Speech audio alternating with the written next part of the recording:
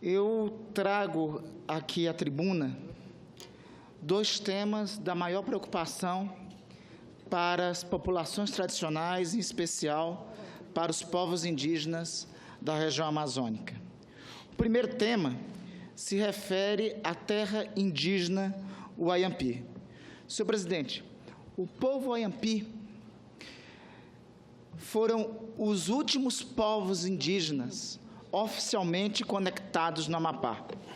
O contato com esse povo só ocorreu na década de 1970.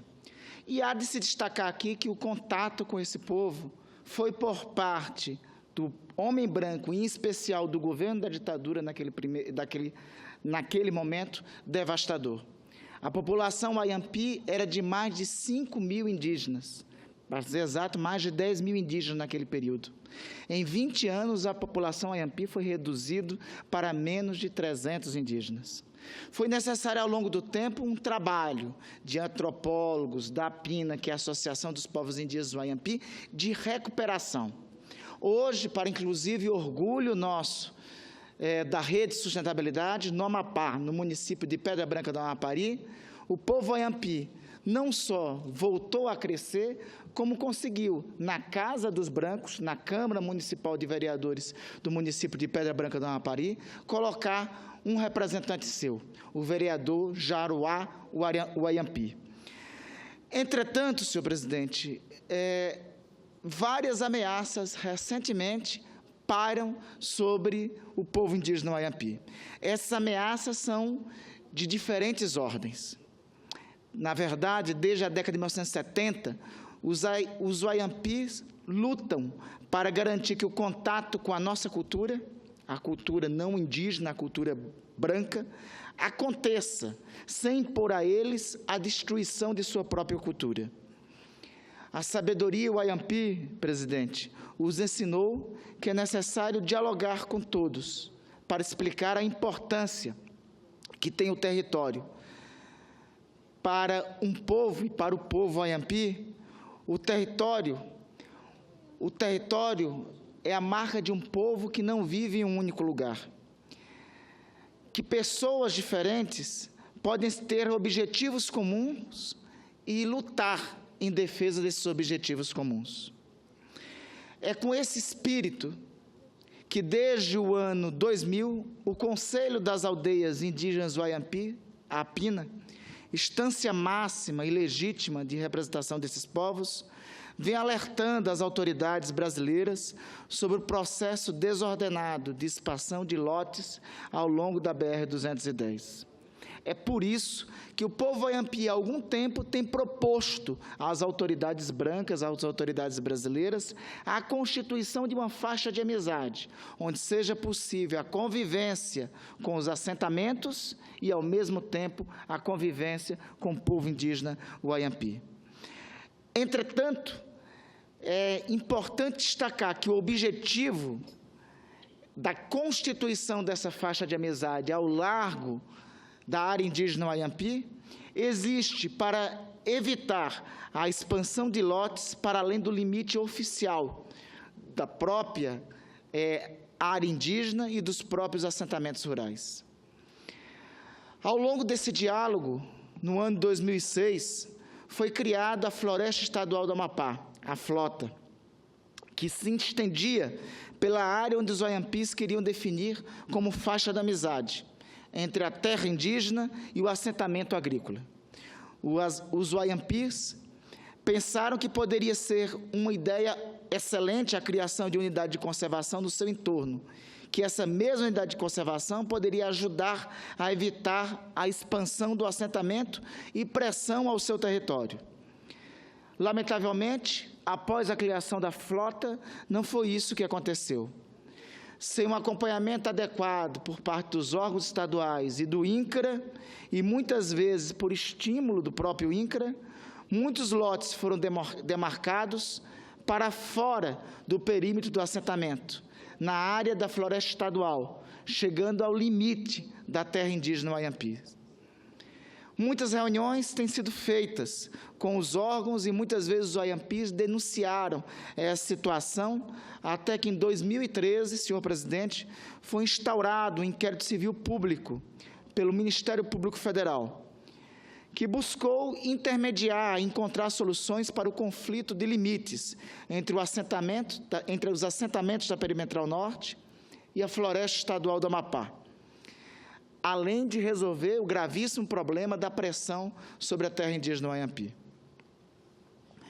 Como os OIAMPs já estavam tentando dialogar com os órgãos públicos há muitos anos, sem que nada tivesse sido encaminhado concretamente, eles decidiram encaminhar um protocolo de consulta e consentimento, fazendo valer o direito garantido pela Convenção 169 sobre povos indígenas e tribais, da Organização Internacional do Trabalho, da qual o Brasil é signatário, pelo Decreto Presidencial 5051.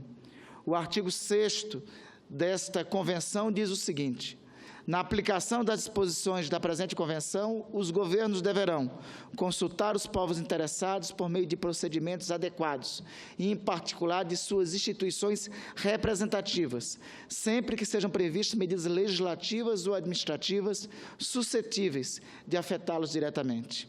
Essas medidas, o povo OIAMP não foi consultado, portanto, o dispositivo da Convenção foi claramente ferido. Assim, os OIAMPs disseram para o governo que eles deveriam ser consultados sobre as decisões que afetam seu território, e também disseram que eles queriam ser consultados para que este protocolo pudesse ser usado no âmbito do inquérito civil público instaurado no âmbito do Ministério Público Federal. Ocorre, senhor presidente, que o governo do Estado e os órgãos do governo do Estado, que anteriormente haviam se comprometido com o Ministério Público Federal em respeitar o protocolo e em conversar com os OIAMPs, têm seguidamente descumprido os dispositivos nesse protocolo. Como se não bastasse essa pressão existente sobre o povo OIAMP, e eu quero reiterar aqui a história desse povo, senhor presidente. É um povo que só foi contactado nos anos 1970. Este povo praticamente foi aniquilado e devastado pelo governo da ditadura. Este povo resistiu e subsistiu e voltou a crescer populacionalmente nos anos 1990. E este povo, graças à sua resistência histórica, conseguiu, na última eleição, colocar inclusive um representante seu na Casa dos Brancos, na Câmara Municipal de Pedra Branca. Pois bem, mas este povo tem recebido um conjunto de ameaças à conquista elementar, que é a demarcação do seu território, que é uma conquista que já tem pelo menos 3 décadas.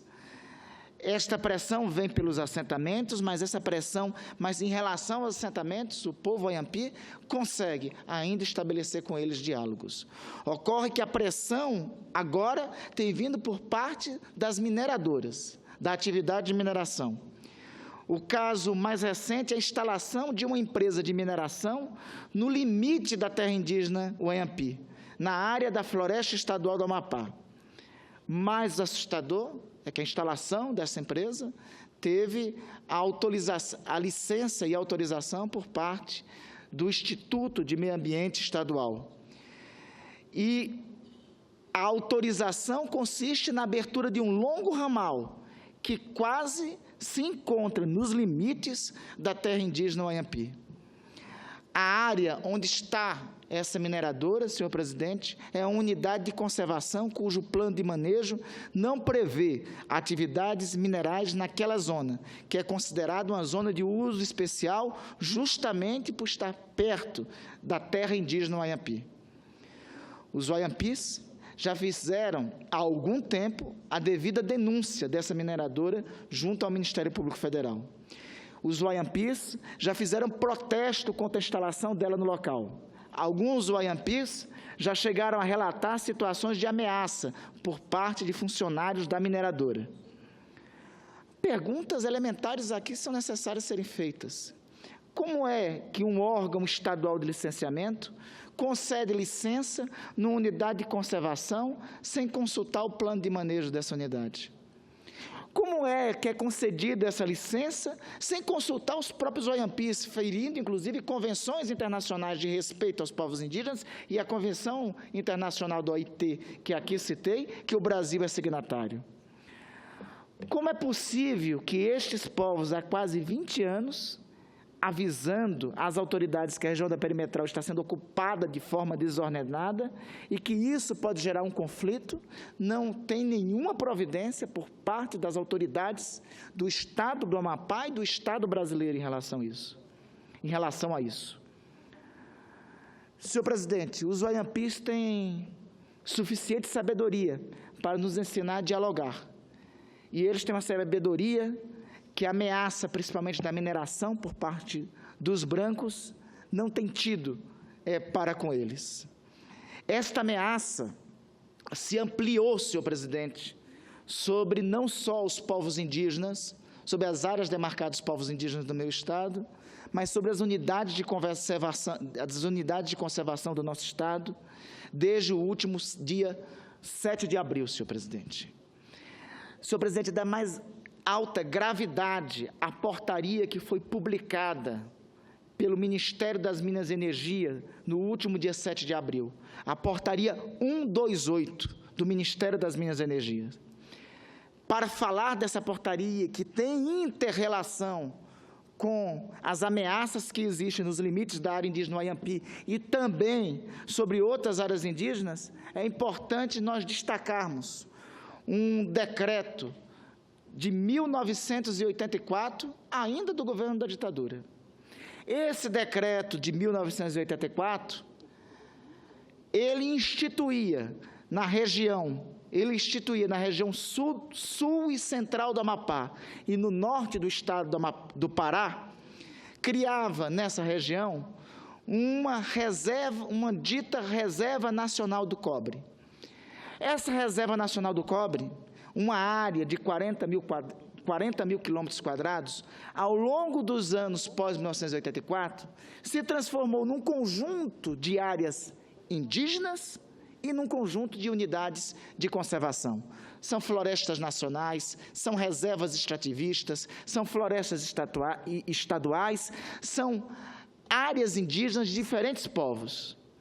Pois bem, a criação do decreto foi uma medida que serviu para reforçar nos anos seguintes a criação de unidades de conservação e a demarcação de áreas indígenas de populações que ainda não foram, de populações que ainda sequer foram conectadas por parte dos brancos. Esta área de 40 mil quilômetros quadrados, uma área que se equivale à mesma área do estado de Alagoas e do estado de Sergipe reunidas, é uma área de preservação ambiental do povo brasileiro. A portaria 128, senhor presidente, abre caminho, pasmem, para a extinção da Reserva Nacional do Cobre, escancarando as portas dessa região para a atividade minerária. E eu pergunto ao senhor, a atividade minerária de garimpeiros artesanais locais? Não. Para os interesses dos grandes grupos de mineradoras internacionais. É esta a intenção da portaria 128 do governo entreguista do senhor Michel Temer. É entregar uma área que corresponde a um estado de Alagoas e um estado de Sergipe juntos, uma área de 40 mil quilômetros quadrados, de mãos beijadas às mineradoras internacionais, ao capital internacional, para estabelecer no coração da floresta amazônica, em áreas de preservação, a atividade da mineração, sem acumular um centavo sequer para as populações locais. Senhor presidente, nós temos péssimos exemplos de grandes projetos na Amazônia que só geraram miséria. Nos anos 1940 e 50, durante 30 anos, uma empresa chamada Bitme Steel Corporation, testa de ferro da indústria e comércio de minérios, esgotou as reservas de manganês que nós tínhamos no estado do Amapá. Deixou um gravíssimo problema social nas cidades de Pedra Branca do Amapari e Serra do Navio. Não bastante, recentemente uma empresa, já denunciei aqui da tribuna, uma empresa de capital britânico-indiano, a Zamin, deixou uma pleiade de trabalhadores e de empresas prestadoras de serviços endividadas e a miséria nas duas regiões. Agora, o governo do senhor Temer insiste em uma receita que já fracassou na nossa região. Uma receita de devastar o meio ambiente, devastar as nossas florestas e, ao mesmo tempo, expandir as nossas florestas e uma área que era uma reserva, que era impedida qualquer tipo de exploração, para a exploração por parte do capital internacional. Senhor presidente, hoje, no Brasil, e é importante destacarmos isso, que estamos no mês do Abril Indígena, o mês que temos de destacar a luta dos povos indígenas, é importante aqui destacar as ameaças que os povos indígenas sofrem. Aliás, quase nós tivemos uma nesse momento, hoje no plenário do Senado, mas superado na votação. Veja, senhor presidente, hoje, 34% das terras indígenas demarcadas sofrem especulação, principalmente por atividades minerárias. Se concretizar as intenções por parte do governo federal de suprimir o decreto de demarcação da Reserva Nacional do Cobre, se prevalecer o caminho já traçado pela portaria 128, se prevê nessa região a destruição de uma área 82 vezes maior do que a própria área estabelecida por parte da reserva. 82 vezes. Está sendo aberto, escancarado no coração da Amazônia, uma porta para a maior experiência de devastação ambiental que a nossa região já viu. Este decreto também, por parte do governo Temer, chega também no limite da terra indígena Wayampi. Portanto, senhor presidente, eu venho aqui na tribuna para, neste mês do Abril Indígena, trazer a preocupação sobre as ameaças que existem aos povos indígenas do meu estado do Amapá e do norte do Pará. Em especial, a ameaça iminente de atividade minerária nos limites da aldeia indígena Wayampi. E venho aqui à tribuna principalmente apelar para as ações por parte dos órgãos do Estado brasileiro e para as ações que são necessárias por parte também dos órgãos do Estado. Aliás, lamentavelmente, as ações dos órgãos estaduais têm sido no sentido de ofender os direitos dos povos indígenas. Tem sido no sentido de apoiar as atividades que avançam e invadem o limite da terra indígena Wayampi. Então, nós só podemos apelar, e é daqui da tribuna que eu apelo, principalmente ao Ministério Público Federal. É necessário uma ação concreta e imediata por parte dos órgãos federais, do Ministério Público Federal, mobilizando a Polícia Federal, para impedir as atividades minerárias no limite da terra indígena Wayampi, por uma razão concreta. Essas atividades ameaçam a sobrevivência e a própria existência desse povo. E este povo conseguiu subsistir, apesar da ocupação do homem branco. Este povo conseguiu, há mais de 40 anos, quase ser extinto, mas, ao mesmo tempo, como uma fênix, ressurgir das cinzas e sua população voltar a crescer. Este povo não pode novamente ser vítima da ambição desregulada, não pode ser vítima, mais uma vez, dos interesses privados de alguns poucos, em benefício de poucos e contra os direitos e interesses dessa população milenar, que muito antes da chegada do branco português já ocupava, do branco europeu, melhor dizendo, já ocupava aquela margem esquerda do rio Amazonas. Aliás, o povo indígena Wayampi tem relação direta com a história do Amapá. No Amapá vem do indígena Wayampi e Amapaba, lugar da chuva.